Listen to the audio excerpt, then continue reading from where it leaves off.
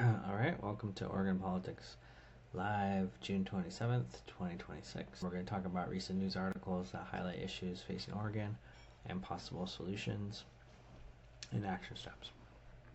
So, number one, we'll talk about Kotek lands largest donations of re-election bid, widening fundraising edge over Drazan. Top Oregon State Human Resources Director pushed out in office shakeup. Prosperity Council wish list for Governor Tina Kotek: lower taxes, less regulation, more land. Rep. Suzanne Bonamici moves to impeach U.S. Education Secretary. City Council hears appeals of Lloyd Center redevelopment plan. All right.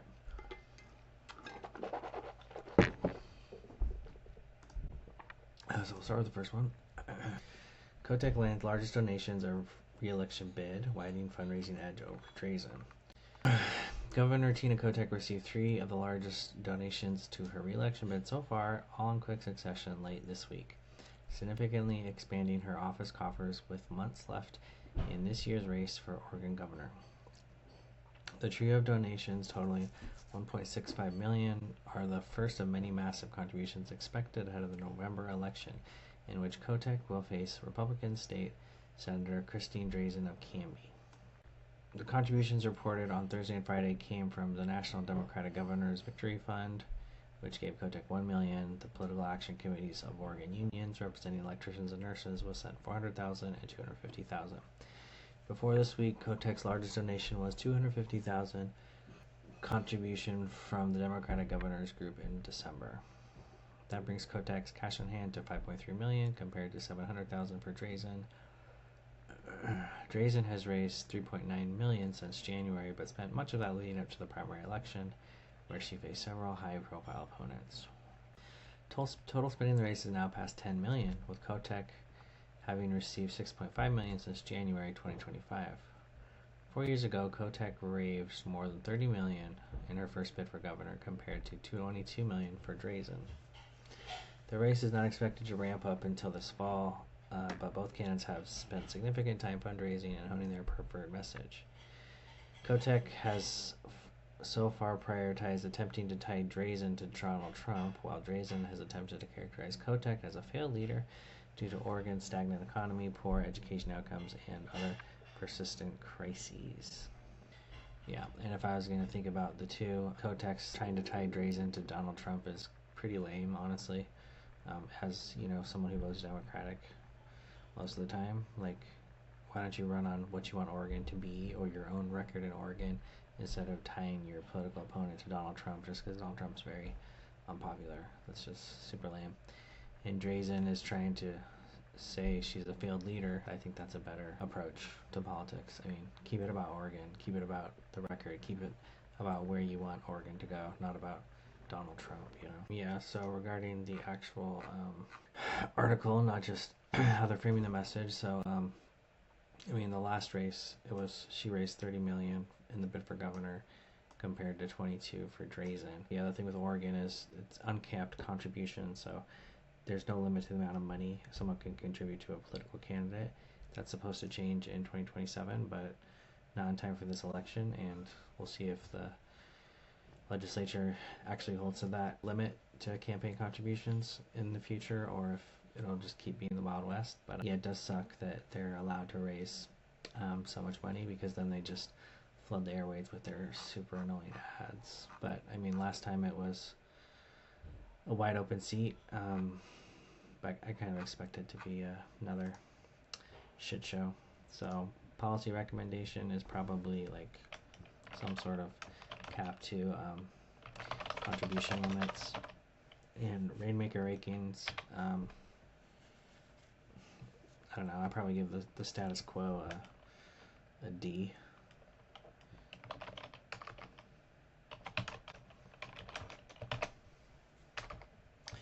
Because of the I don't know, the fact that you need so much money to run is pretty lame, but whatever, what can you do?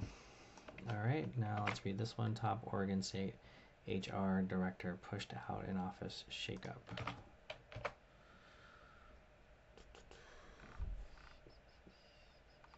Jessica Kenealing, director of the Oregon State Government's top human resources office for more than 3 years, says she was fired this week after refusing to resign.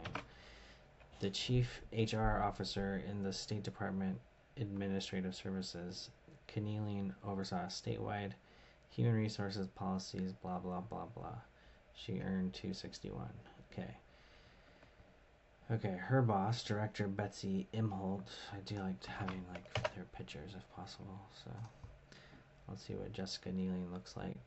This is, I'm guessing Jessica Kenealing. This one looks like it. All right, and then her boss is Betsy Imholt. Announced she would be leaving the agency as of today, providing no further details about her departure. She announced that HR admin Kyle Workery would also leave the agency after a period of time. So let's see what these people look like. Betsy Imholt, that lady. Okay.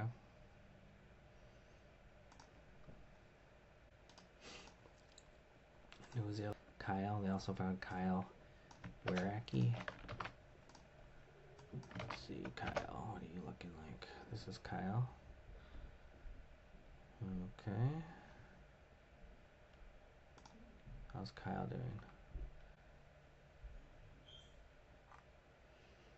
Probably better in the past.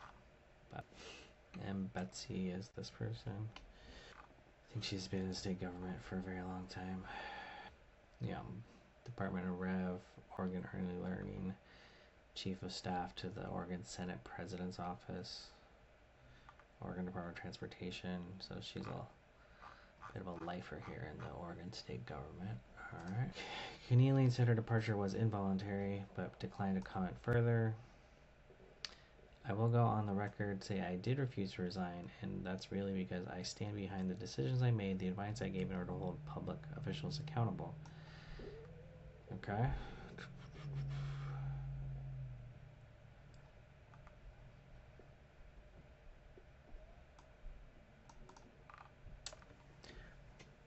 So,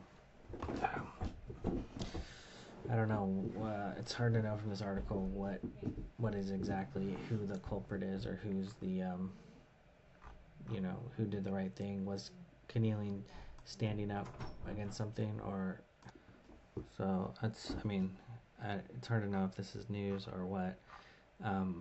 But it kind of depends on why the person was pushed out. Because put in this role after a previous scandal where there was like a state senator who was sexually harassing people, and then the HR director was fired for not responding appropriately to it, and then so she was put in the role as chief HR officer for Oregon State. So it's hard to know, right? I'm assuming they could probably sue each other, and we'll see what happens. So I'm assuming this is probably the first in many articles about this particular shakeup. So policy recommendation none. If it's related to like sexual harassment, again, don't do that, but you should definitely hold people accountable. So I guess I'll say hold elected accountable. Rainmaker ranking, I mean, we don't know what actually happened, so it's too early to say. Okay, the next article is the Prosperity Council wish list for Tina Kotek. Lower taxes, less regulation, more land. Okay, so this is the much ballyhooed report that Tina Kotek issued. Her opponents say that it's just a political stunt to claim she cares about the economy when, she hasn't done anything for the first 3 years of her term, and now that she's up for re-election, she has to feign like she cares about how the economy is doing. So that's the cynical perspective of it, and she commissioned the study back in December, and then now 6 months later it's here, and we can see what the recommendations are. The criticism would be it's very slow moving, and it's based by committee, and this is this even leadership where you're always governing by consensus. So, but it's also good. I mean, let's see what they have to say. Okay, 5 months ago, after Governor Tina Kotek sent a special committee hunting for ways to pep up Oregon's sluggish economy, She has a set of recommendations in hand and likely plenty of fierce debate ahead. According to the 15-person Prosperity Council the governor convened in January, the path to economic success is lowering taxes on some wealthy residents, slashing regulations, beefing up state assistance to business owners, and making more of Oregon's highly protected land available to industry. Those are among 10 overarching prescriptions the council released Thursday in a report that drew dozens of listening sessions around the state, feedback from more than 1,000 Oregonians. People love Oregon. They don't love what's going on in Oregon. Okay. We're just not competitive. That's not even a judgment. It's just a fact. People have argued for years a lopsided tax structure, onerous permitting, heavy-handed regulations are making the state increasingly unappealing to people hoping to grow or start a company. The state shed 19,000 jobs in the last year, a 1% drop only rivaled by Virginia, Maryland, Washington, D.C., which all lost jobs under President Trump's push to pare down the federal workforce. Oregon's unemployment rate sits at 5%, in line with its West Coast neighbors, but well above the national average. We need to act and are making some really thoughtful recommendations that are absolutely doable. They're not free, they're not easy, but they're pretty straightforward and they're achievable. That doesn't mean the elements of the council's roadmap won't be strenuously opposed by some influential groups. 2 labor-affiliated members on the Prosperity Council, Robert Camarillo and Alice Dale, have signaled since April they disagree with the business-minded council members. Dale and Camarillo accused those members of favoring a low road to economic growth that would shortchange public services in favor of what they describe as tax cuts for the wealthy. Just like any smart CEO, Oregon should pursue a strategy of its own and ignore the low road of doing everything other states do, just more cheaply. The document suggested that Oregon's economic outlook is more positive than business groups acknowledge and concluded that pouring money into public services is the best course. The argument echoes those of labor unions and progressive groups that often play a central role in propelling Oregon Democrats, including Kotek, to office. The governor may be able to avoid taking a side in the debate as she pushes for re-election in November. Many of the Prosperity Council's recommendations are keyed to 2027 and beyond. But Kotek did offer qualified support of some of the ideas in a meeting with the council Thursday. Notably, that included working towards some tax changes recommended in the report, provided the state could do so without sacrificing overall revenue. Kotek has also strongly suggested she supports scrapping Oregon's existing program for reducing greenhouse gas emissions in favor of a cap-and-trade system now supported by business groups. I'm going to look at the things I can do right now and start building them into my budget and proposals for the upcoming session. Okay, and Christine Drazan says, we all know this council was an election year gimmick, but these recommendations are a meaningful start and deserve strong bipartisan support. Let's build on the ideas that create jobs, fix our economy, and make Oregon more affordable. That includes bold tax cuts for families and businesses. I'm ready to get to work. Okay. Here's the rundown of some of their top recommendations. Alright. Rethinking the state's economic development agency. The council recommends morphing Business Oregon into a more focused agency it calls the Oregon Commerce Authority. For years, Business Oregon has been criticized as an island of misfit toys, an agency that has been saddled by lawmakers with an ever-expanding list of responsibilities, but that is not particularly adept at run-of-the-mill economic development. It's not a proactive mechanism to go and help grow businesses, James said. The council wants policymakers to rethink the agency in the mold of other states with aggressive economic development programs with an eye toward ensuring Oregon businesses remain in the state. Short-term tax changes. The council has a slate of recommendations that business owners and legislative Republicans will cheer. Yeah, I don't have anything against this first proposal. Alright, what are the tax changes? Altering Oregon's estate tax, ensuring only estates larger than $3 million need to pay when their owners die instead of the $1 million threshold currently in place. Modifying the state's corporate activity tax, currently paid by businesses that generate more than $1 million in annual sales. The council recommends shifting the tax burden to businesses that have $2 million sales or more while adjusting rates to ensure the tweak is revenue neutral. Expanding state credits for businesses' research and development spending, including tax breaks for so-called qualifying small business stocks in Oregon's tax code. Robert Hood James said this week that the proposed short-term tax suites are mostly aimed at retaining small and medium-sized businesses struggling to expand in the state, but the suggestions are the most controversial of the report.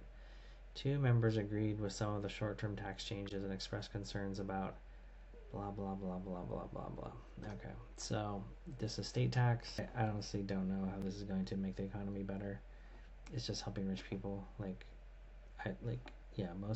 Most workers, myself included, I'm never gonna have an estate of more than $1 million. So I don't know. I don't see that.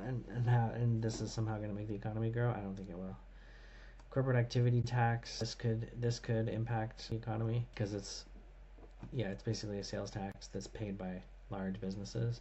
So you could see this as deterring people from moving to Oregon, their businesses to Oregon, or starting a business in Oregon. You could definitely see that. Yeah, that seems fine. Tax credits for R&D spending, and I don't have an opinion on this one. So, exploring more foundational tax changes. The council argues that Oregon's income tax reliant system is not just a problem for the wealthy. It says Oregon residents making $50,000 to $80,000 a year have higher effective tax rate than people with the same incomes in Washington, California. They want to alter the state's tax code by 2029. Yeah, I don't see anything wrong with that. I think that's a good idea. Quicker permitting. I think that's a great idea. Slashing state regulations 20%. That's an interesting number. The council says this can be accomplished by nixing outdated and duplicative regulations from state rules. The report points out to an effort launched by Glenn Youngkin, the former Republican governor of Virginia, that reportedly trimmed state regulations by more than 25%. We know 20% is arbitrary. We tried not to be overly aggressive. It was meant to say it's taking it seriously. Yeah, I think that's a good idea. There's way too many duplicative layers of government and in Oregon. Yep. Overhauling land use laws. While it's short on specific recommendations, the council says Oregon needs to update policies that restrict the amount of land available for industries and business. It also suggests an expansion of the urban growth boundaries that govern where development can and cannot occur. State must ensure adequate supply, blah blah blah blah. Okay, that's fine. I mean, again, this is another reason why you should get rid of Metro, who controls the urban growth boundaries, that controls how land can be used. So, yeah. Major spending on preparing land for business. The council proposes to allocate $250 million in every 2-year budget to help prepare vacant land for use by commercial tenants. That's interesting. I don't know if I agree with that one. I mean, you're asking the public to, I guess, help. You're asking the public to pay for business improvements to land. I don't know about that. Swapping Oregon's greenhouse gas policies for a cap and trade program. In 2020, business interests helped kill a Democratic proposal that would have capped greenhouse gas emissions and required business to purchase taxable credits for their pollution. The bill's defeat led former Governor Kate Brown to order more stringent policy on emissions than businesses now despise. The council recommends scrapping Brown's climate protection program in favor of a cap and trade policy. Requests business have increasingly made over the last year. Okay. I honestly don't know that much about this. So let's read their other article. From 2026, Oregon's ambitious greenhouse gas reduction program faces a fresh legal challenge. Fossil fuel companies are taking the State Department of Environmental Quality to court over a program they call economically feasible. Okay, so 24 groups, including gas utilities, labor unions, trade associations, are once again challenging the state's authority to implement the climate protection program, which was created through an executive order rather than legislation. The program will inflict substantial and irreparable harm to businesses that could face millions of dollars in cost to Oregonians.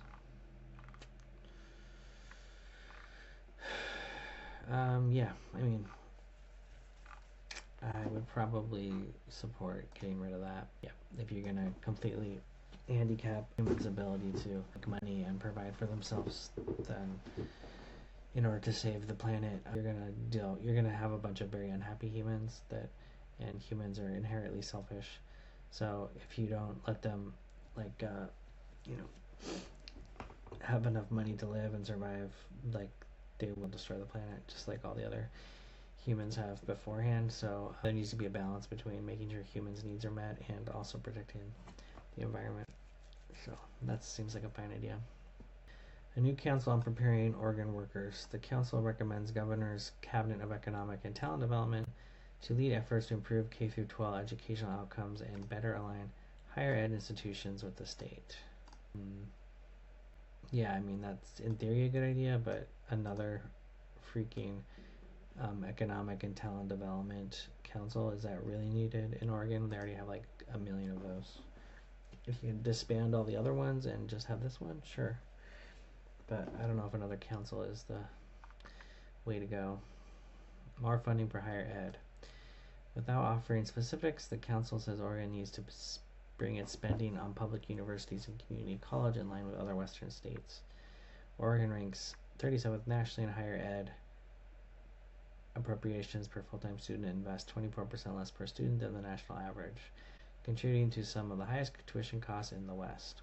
It limits the state's ability to develop a talent pipeline needed for long-term economic competitiveness.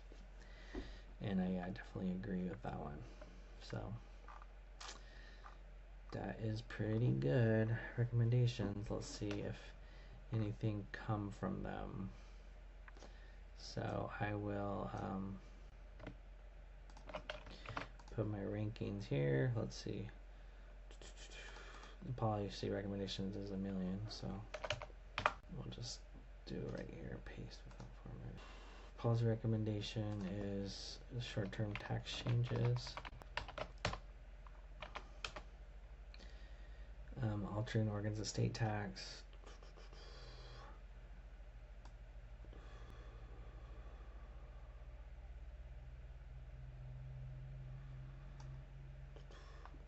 Put this like this.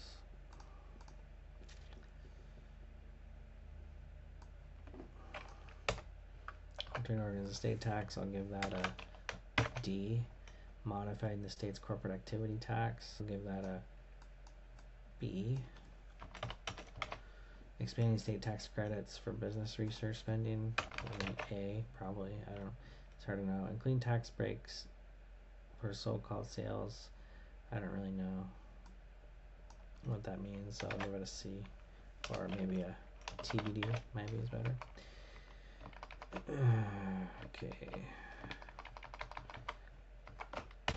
Okay, expanding more foundational tax changes. I think that's great. I would give that an A. Quicker permitting, that's an A.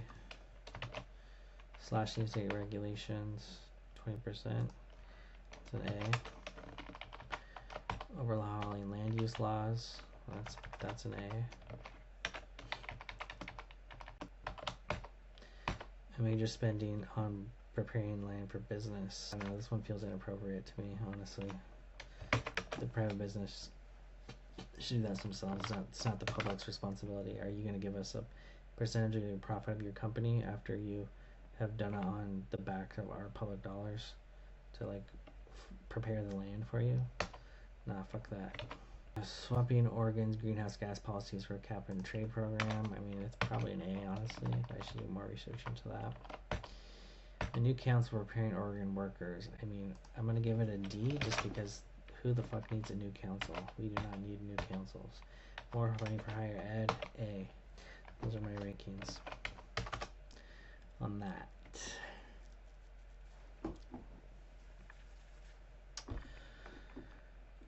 Alright, that was cool. Suzanne Bonamici moves to impeach U.S. Education Secretary. Okay, let's hear what this is all about. And who is this lady anyway, right? In her House floor speech, Bonamici stood at a large poster board that read, "Dismantling the Department of Education without Congress is illegal." Yeah, probably. Let's see, how do we pronounce this name? Okay.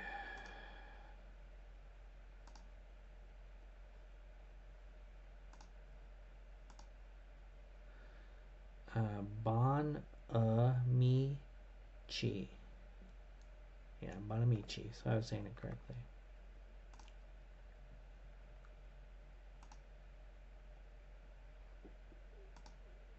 Suzanne Bonamici. Bonamici. Suzanne Bonamici. Okay. Great. That's cool. Let me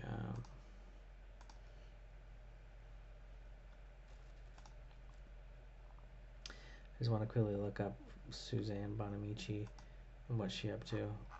So she is the federal rep for Northwest Oregon Coast, Washington County, Western Portland, and she has been in the House of Representatives for 14 years. So she is the longest serving of the 6 House of Representative people. So she's our most senior member of Congress representing Oregon. So let's see what she has to say. All right, introduce a resolution on Thursday to impeach Secretary of State Linda McMahon. I'm kind of amazed Linda McMahon is still the secretary, but impressive, she did it. Oregon's longest serving House member delivered her remarks standing next to a large poster board, blown up portraits of Donald Trump and McMahon with the text, dismantling the Department of Ed without Congress is illegal. Okay. Bonamici said McMahon's leadership has gutted the department of core staff and transferred, oh my gosh, key programs and services elsewhere. Last week, NPR reported the Trump administration was moving 2 of its biggest ones to other executive agencies. Okay.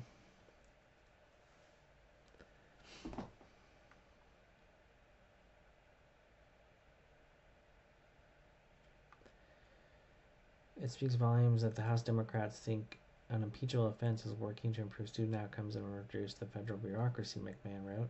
They must not be bothered by chronic failures of our education system that result in historic test lows.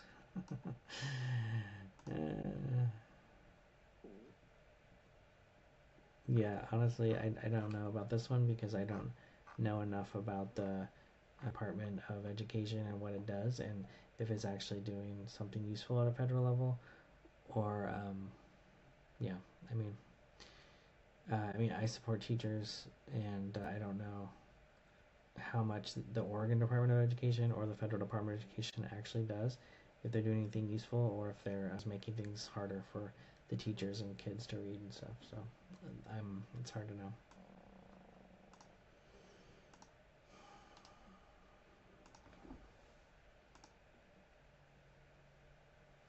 Join a who? Okay.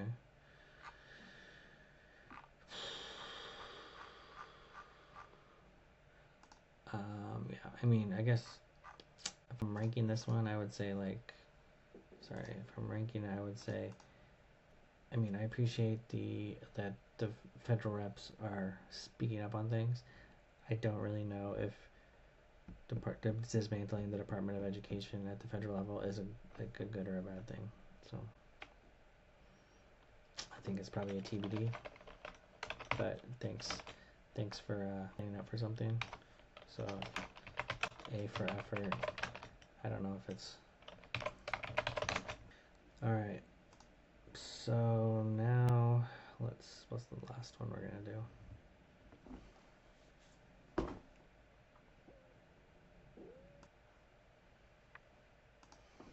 All right. Now let's take a look at this last article. City Council hears appeals of Lloyd Center redevelopment plan. Portland City Council has finished listening to 2 days of testimony over the fate of the Lloyd Center, mere weeks before the Northeast Portland Indoor Mall and Ice Rink is set to close to the public. It was meant to be 1 day long, but so many people, 90, set up to testify on behalf of the mall that the City Council decided to spread the meetings across 2 days. 50 people testified on behalf of moving forward with the demolition and redevelopment. Portland Design Commission unanimously approved the Lloyd Center master plan in March. 2 groups, Save Lloyd Campaign and Save Lloyd Ice Coalition, appealed that the land use decision in April.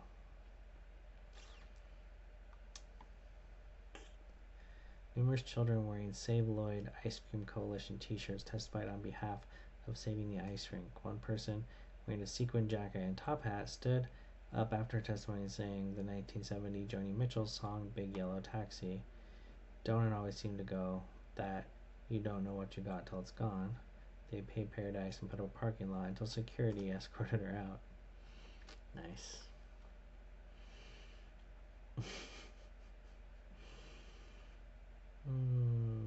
Mac Henderson, a lead organizer in the Save Lloyd campaign, argued that the Lloyd Center epitomizes the Keep Portland Weird ethos. If you like really shitty giant malls. Let's see. Who's this guy? No, you should not drink. Let's see. Let's see this man in action.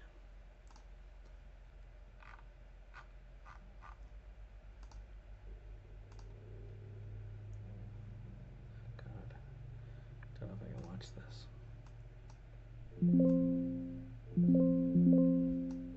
Here's what comes off a bowl of strawberries when you drop this device in the water. These berries are fresh from the store and already rinsed under the tap, but within 10 minutes the water changes color. What floats to the surface will change how you feed your family. My friend works in...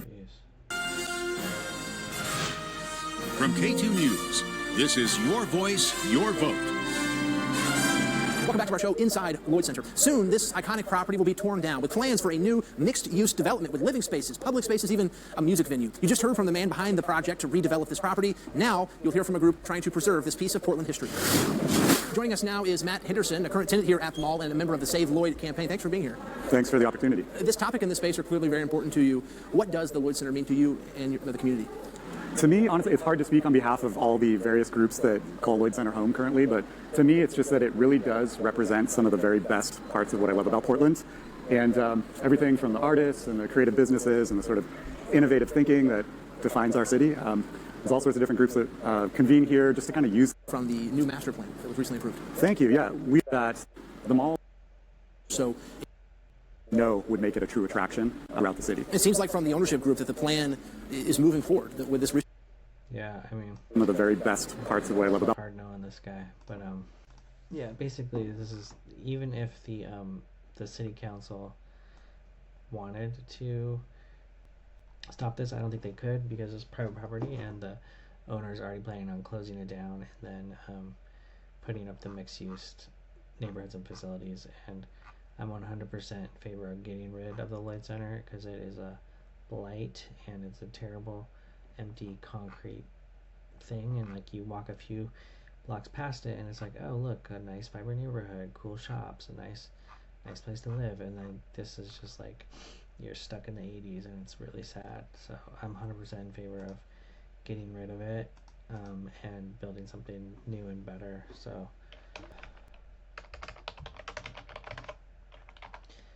Rainmaker rating A to get rid of it.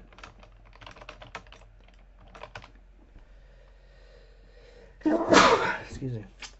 Alright, so that's it for today as far as my rankings go and Rainmaker rankings. So talk to you next time. Bye.